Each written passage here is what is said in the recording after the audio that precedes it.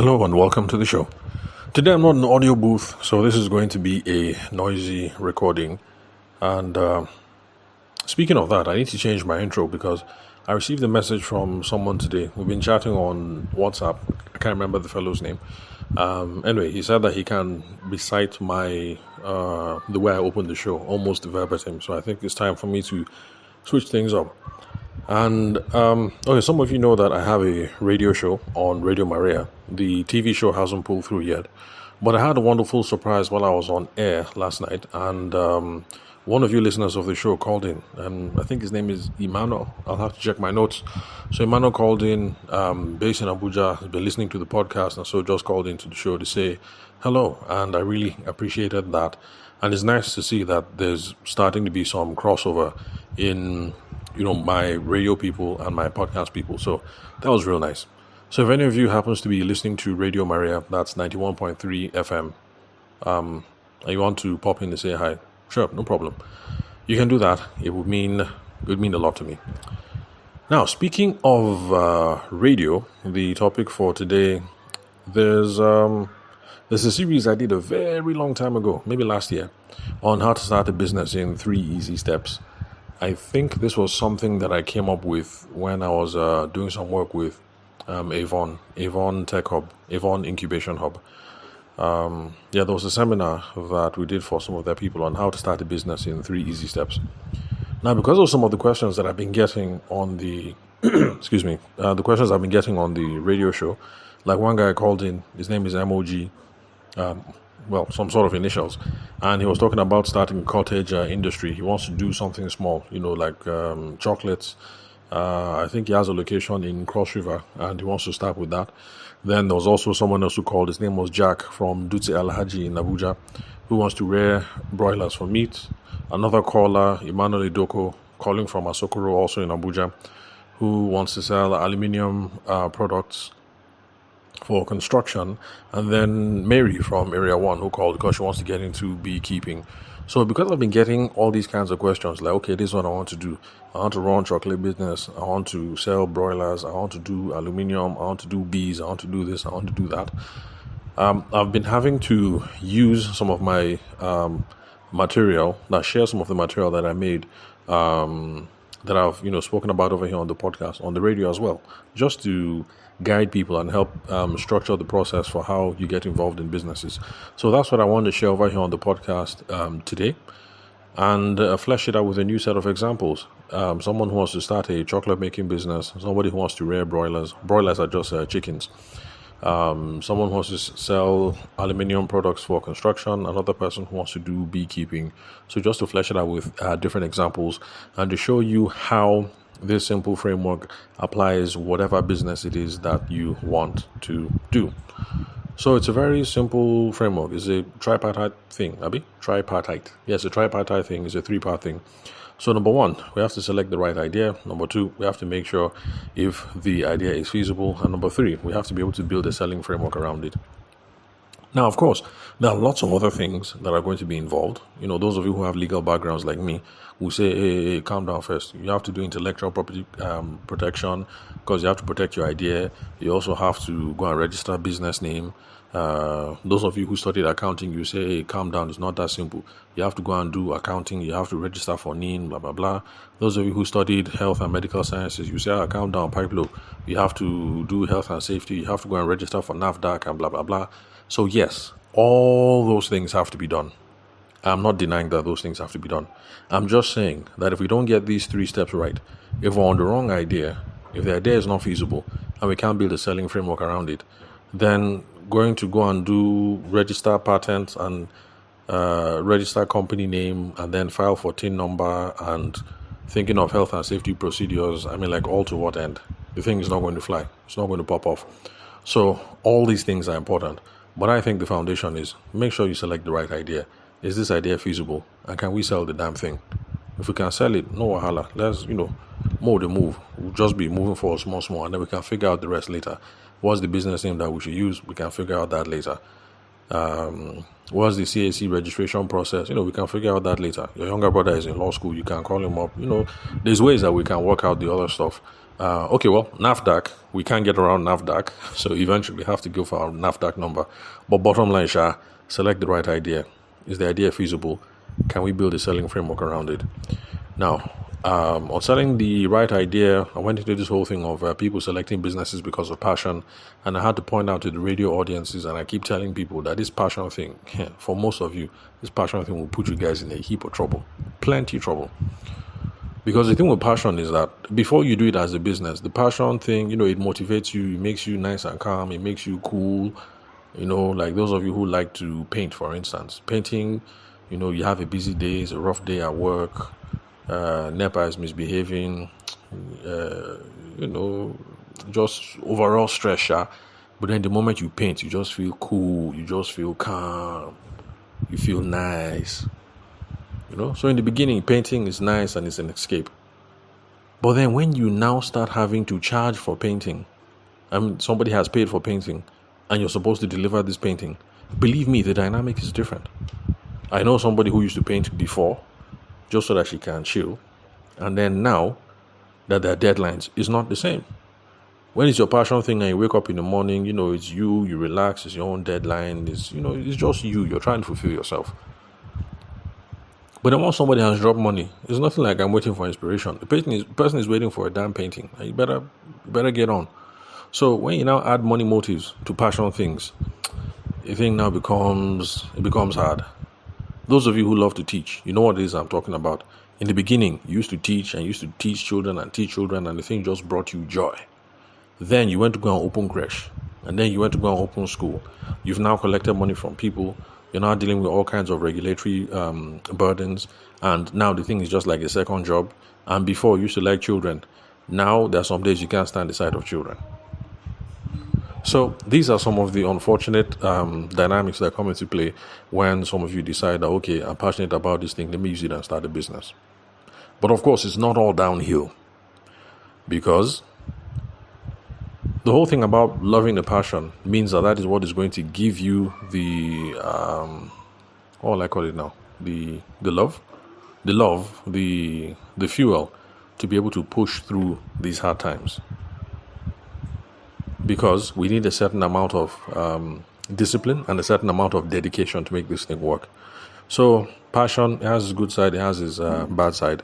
But me, I'm not a fan of people starting passion businesses, except if you're ready for the emotional roller coaster that is going to come with the whole thing.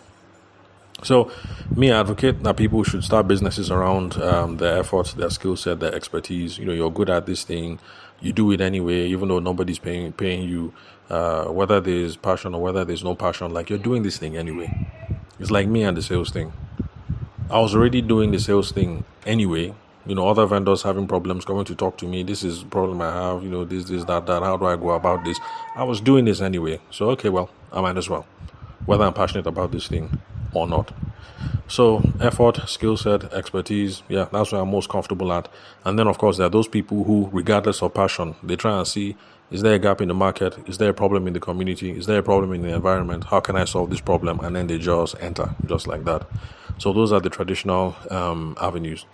Now, the reason why this question is important, select the right idea, is because if you are in the wrong business idea, if you don't like it, if you're not juiced up, if you don't have subject matter expertise, if you pick something that doesn't blend or jive with you, it's questionable whether you have the staying power to devote to making this thing work. Because, depending on which studies you look at, it says on average, 3 to 5 years to make a business work. If you're on the wrong vehicle, if you're on the wrong business idea, are you going to have the staying power for 3 to 5 years? So that's why this whole thing of, is this the right idea? It's a very big question. The next thing, is the idea feasible? Feasible just means, is there money here? Is there demand here? Is there product market fit? Do enough people like this thing? Are enough people looking for it? And the people who are looking for it, are they willing to pay what is required for me to be able to make a comfortable living out of these things? So these are the questions that we're going to be asking ourselves. Because if you're in the right idea, but unfortunately nobody's paying for this thing, then guy, you're fresh out of luck. Because there's this podcast I was listening to, and the lady, what she likes is painting with algae. Abi? Yeah, I think it's algae or something like that. This fungus kind of like things. And I'm impressed with the kind of things that people use to make art these days. Because when I went to school, we did fine art, we did classical art, and basic stuff now: pencil, crayon, charcoal, all those sorts of things. But now people are using fungi, colorful fungi. You dye the fungi, use it to make art. Like, I'm impressed. So let's say now that is your jam. You went to maybe New York School of Art, New York Academy of Art or something. You go and learn this wonderful technique, and the thing is just shocking you, and you're like, man, let me come back to Nigeria.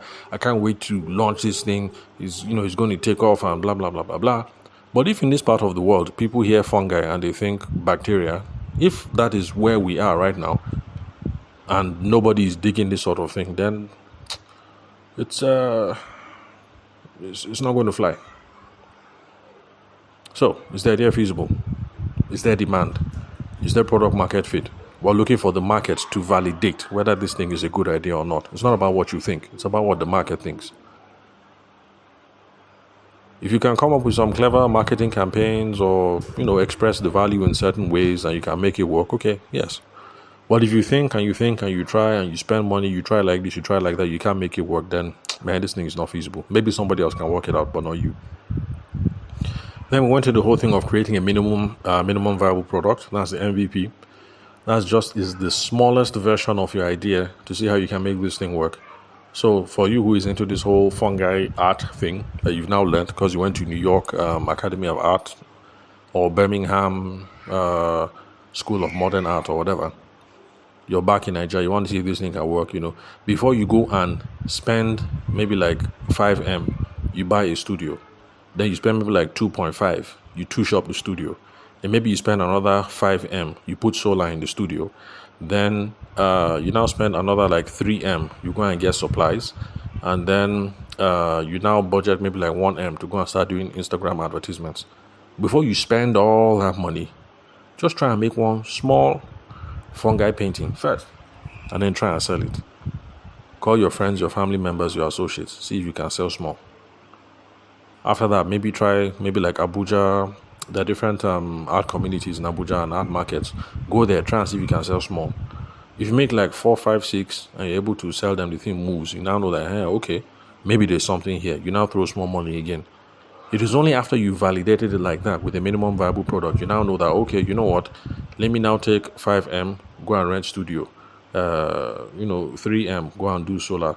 6M, go and do supplies, and then it's small minimum viable product. What is the smallest idea that I can use, that I can ship, that I can send, that I can sell, that I can show, that I can test out to see that this thing is going to be a workable idea?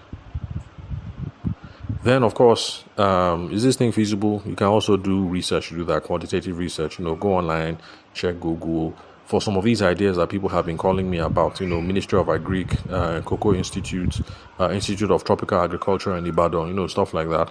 And when Jack from Duty Alhaji, when he called back, because he's the one who wanted to rear chickens, I was happy to hear that he actually had done some studies in Ibadan.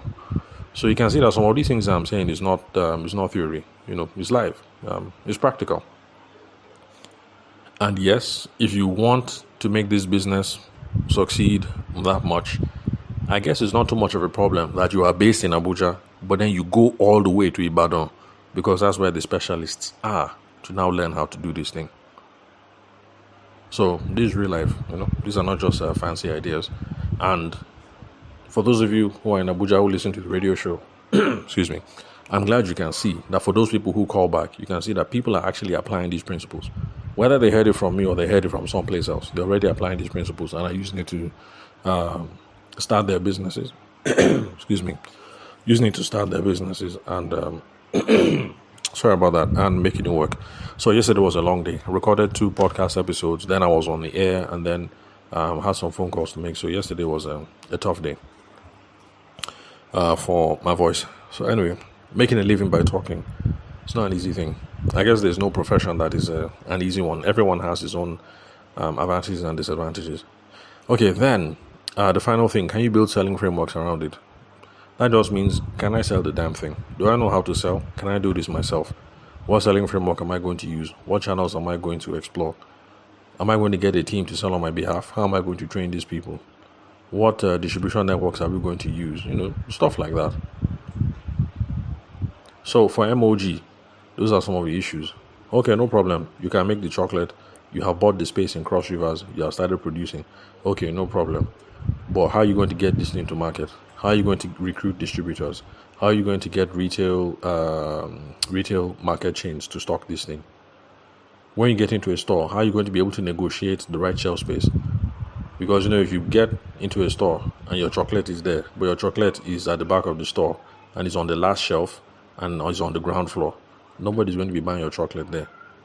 Because I think for chocolate, what they do is, I think, at the till before you pay, I think that's a good spot. And then I think like when you enter the shop, either, the first shelf on the left or the first on the right, based on how I've been seeing people stock it, so you have to ask yourselves those questions. So these are the sorts of frameworks that people need to start their business, whether you're rearing broiler, you're rearing chicken, you want to sell aluminium products, you want to do beekeeping, or you want to do chocolate. So select the right idea. And we started talking about subject matter expertise. So the question for Jack was, do you have subject matter expertise?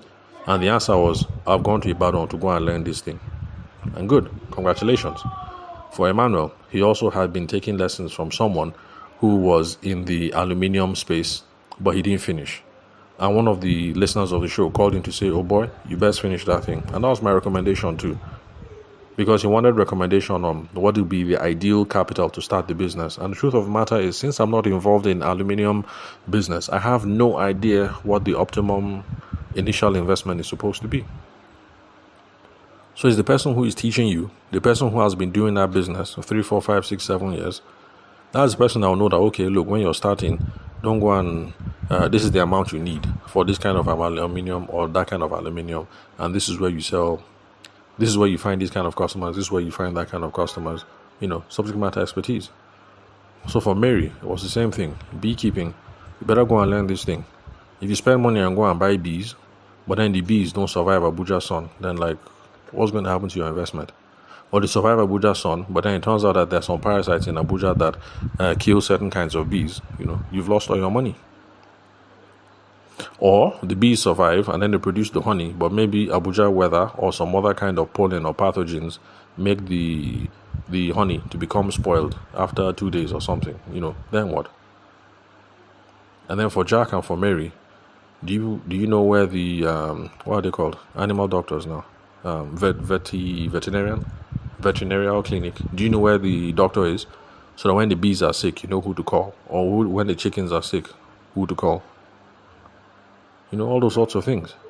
MOG. Okay, making chocolate. Do you know the proper fermentation procedures? Which species of cocoa? What kind of milk? How are you going to, what did he call it? He called it tempering. Are you a pro when it comes to different tempering techniques? I think tempering is when you smash the cocoa, you melt it, and then you mix it with the other thing, and you get some nice sweet chocolate. So subject matter expertise is really, really important at this stage, because to be successful in sales is something I keep saying. It's not just even me. Lots of people say it. Subject matter expertise is the beginning of being successful in sales. You cannot sell what it is that you don't know.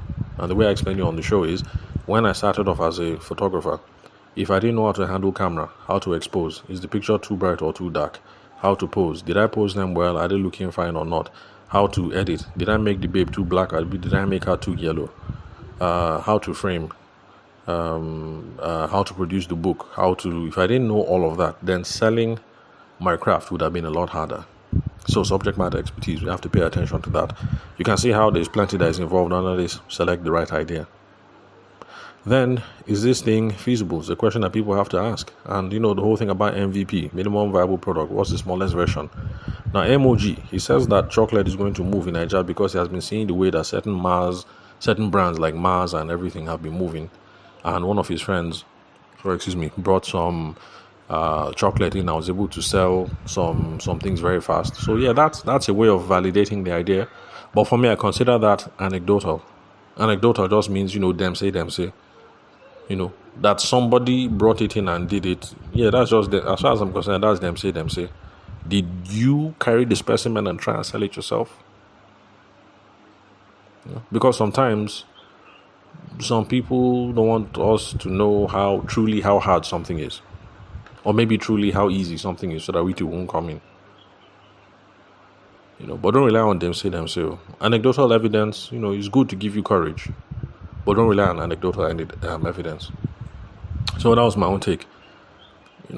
Produce a small batch, see if you can sell, or import a batch, see if you can sell. See how the thing is moving. Get a sense of how you move chocolate in Nigeria. Minimum viable product, the smallest version of the idea that you can ship, that you can test, that you can sell, that you can show people, that people can see, that somebody can say yes or no to. So same thing with Mary, with the beekeeping. Before you go and buy the whole, is it hive? I think they call them hive. Before you go and buy the whole hive, maybe you buy a small portion first and see how much honey you can cultivate. Does the thing even taste nice? I bet the thing tastes sour. Okay, the thing tastes nice. How are you going to package it? How you bottle it? After you bottled it, where are you going to sell it? So, all these kinds of things. Then, of course, building selling frameworks around it. I think all of that is obvious. So I won't go over that again. But basically, you can see how there's a simple process. There's some simple ideas, simple frameworks that you can run through when it comes to starting your business. Number one, you need to make sure that you're in the right vehicle, that you're in the right idea. Because somebody like me, right now, let me see, what's the most absurd thing? Dance. So now me, I believe that I'm a correct stepper, because as I hear the music, my body just moves, you understand? I just go with the flow. I'm with the rhythm. I believe I have rhythm. But everybody else, my children, my wife, my mom, my friends, as far as everybody is concerned, I don't know how to dance. But me, in my spirit, I know I'm a good dancer. So if somebody's opening a dance studio now, and I'm the one who's going to be selling the dance services, forget, I will flop. Because I know nothing about dance. How will I advise the person what kind of dance they should be doing? Because based on interest or body type, I don't know whether somebody should be learning salsa or tango or atilogo or breakdancing. I have no idea. So it's the person who either loves dance and has learned a lot on YouTube, or the person who studied theater arts in undergraduate. That is the kind of person that will know how to sell a dance studio. Because remember, qualification and discovery, the part where we sit down with the customer and we're asking them questions. It's not just that somebody comes and says, I want to learn hip-hop, and I say, okay, no problem, I'll teach you hip-hop. You have to ask the person some questions. Do you even like hip-hop? Okay, why are you here? Oh, health and fitness. Okay, for health and fitness, we typically look at things that are up-tempo. What kind of music do you listen to? Oh, what tribe are you from? What kind of music do you like? Okay, based on your body shape, I'd recommend this, I recommend that. I'm not involved in dance, but I'm assuming that if you own the dancing school, these are conversations that you should be running people through. Because if somebody has arthritis, I doubt you can get the person to be dancing atilogo, no matter how the person loves atilogo and wants to use atilogo to lose body weight. Oh, by the way, atilogo is like one of those traditional Igbo dances.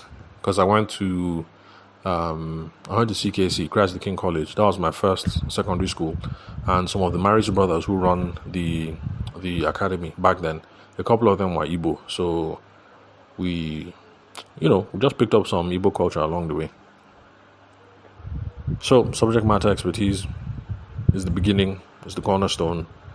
There's no how I'll be able to sell in the dance school, except if I now go and learn. I go and watch YouTube videos, or I go and learn under somebody who learned how to do the thing well, or I go to New York Academy of Dance and something. So, let me see. Okay, so that was the first batch. But next week, there's something I want to take these people through. Because now, let me get my notes. Now that we've been talking about subject matter expertise, selecting the right person to learn from now becomes a problem. Because if we're going to learn how to do chocolate, if we're going to learn how to rear chickens, if we're going to learn aluminium work, and we're going to learn beekeeping, it doesn't necessarily mean we'll just go and pick the first person that we see.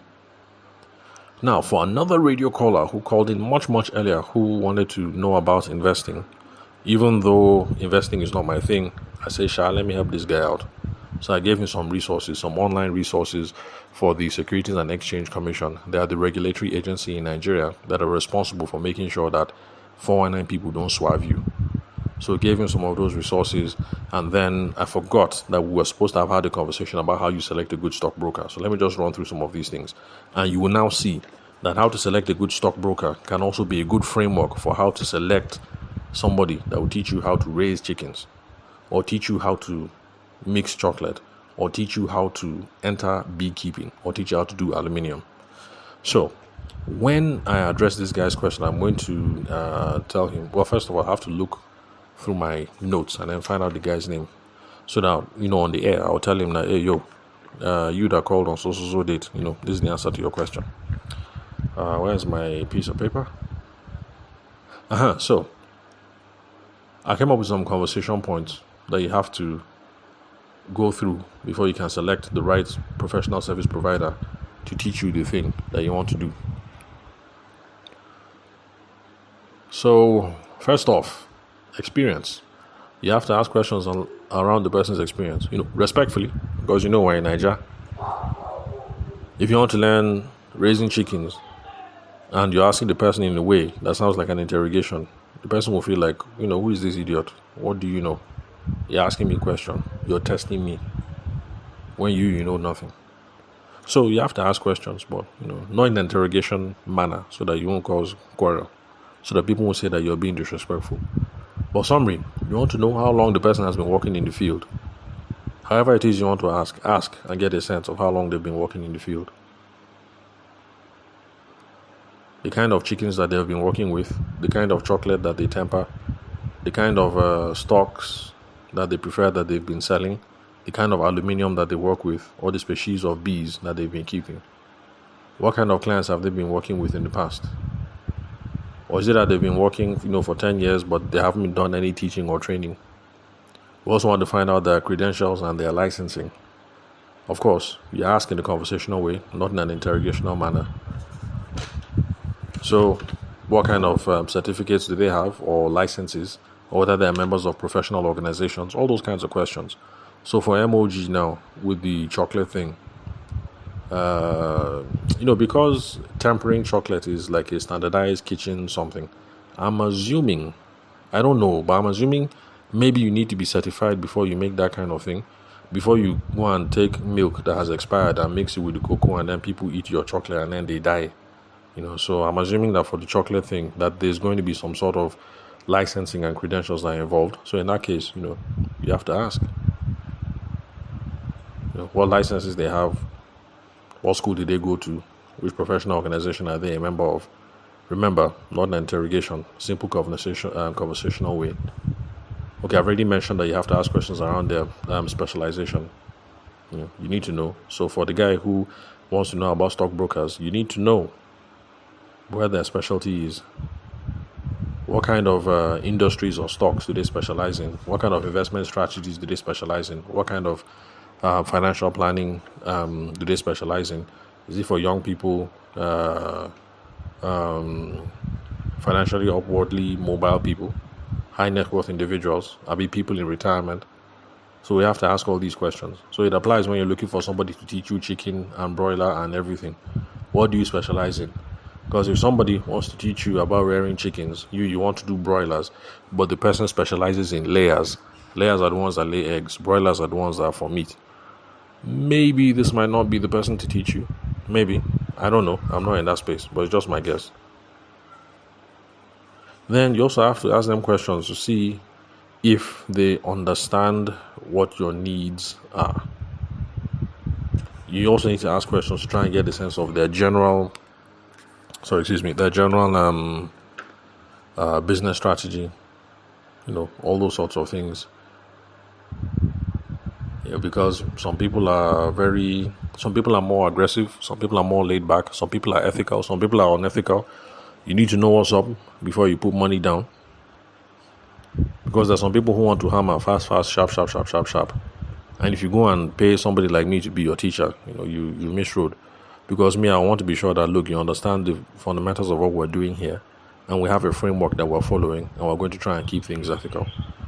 So you need to understand the general philosophy. You tease this thing out in conversation. Of course, eventually you're going to have to ask money about their fees and compensation. So the questions of how much, part payment, deposit, can you give me a breakdown? You try and figure out if there are any hidden fees. Because I mentioned that my brother and I used to be in the charcoal business. And in fact, the charcoal business, man, that one, there's plenty of hidden fees. Somebody will say they're doing seminar to teach you how to do charcoal. And the thing costs only 250k. No problem. You will go and you pay the 250k and you sign up. Day 1, they give you plenty of information. You'll be happy. Day 2, you say, this is the best thing in the world. Day 3, that is practical. They say, okay, you need to now bring another 250k because you have to do excursion to the bush.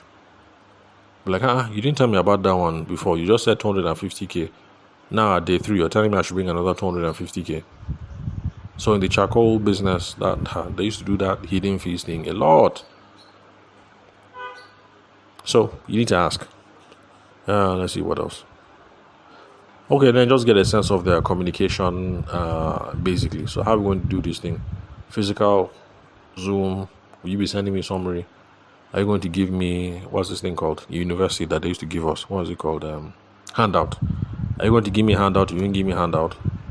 Nigerians seem to love certificates. So this is the point where you ask them about certificates. Are you going to give me certificates or not? All those sorts of things. Now, this is the rationale of asking all these questions. If you ask all these questions, it's a very good way of starting your due diligence. And it means that you will now be equipped to pick the right professional that is going to help you. So whether it is selecting stocks, you're picking the right professional that will help you pick your stocks. If you want to learn how to do chicken business, you have to pick the right professional to help you with the chicken business, help you with the beekeeping business, help you with the aluminium business, help you with the chocolate business. So that's all. That's what I came pretty much to share here today. And I think this will be part of the conversation that I have with my people on the radio show next week, Tuesday. My show is on Tuesdays, 7 p.m. to 9 p.m. So again, 7 p.m. to 8 p.m. And that's Radio Maria, that's 91.3 FM, Abuja. There is a Radio Maria Play app, so that for those of you based abroad, based in Maiduguri, based in Benin Republic, you can, or based in Australia. Okay, 1% of you are based in China. My Chinese people, I would have said something now, but I don't want anybody to call me racist. So my Chinese people, Radio Maria Play app, iPhone, Google Store, download it, you'll be able to listen. Or you can live stream on the app. That's Radio Maria, is it radiomaria.ng or something like that, sure? I think it's radiomaria.ng. You'll be able to live stream from the app. So that's how you guys can catch my show if you happen to be listening now and you're in the Antarctic, or if you're in Greenland, or if you are in Syria. So that's how you can listen to the radio show. So this is part of some of the stuff that I'm going to talk to them about next week. Bottom line, thank you very much, Emmanuel, for calling in. I'm glad that you listened to the podcast, and I'm glad that you called in on the radio show. If nothing else, you reminded me that I should be telling the radio people about my podcast and my YouTube channel, because I forget about that. Let's see what else. Okay, that's all, pretty much. So thank you very much for your time and attention. For those of you who would love to connect for a strategy session, for a business audit, or you want me to answer some questions, then the number to reach me on is 080-6466-2140. The country code is +234. For those of you who are not Nigerian, it's my WhatsApp number, so you can shoot me a WhatsApp message as well. And then connect with me on LinkedIn. The name to look for is Tavishima Ayede. For the YouTube channel, it's the same name, Tavishima Ayede. You'll find all the videos there. So thanks for your time and attention. I'll catch you guys at the next episode.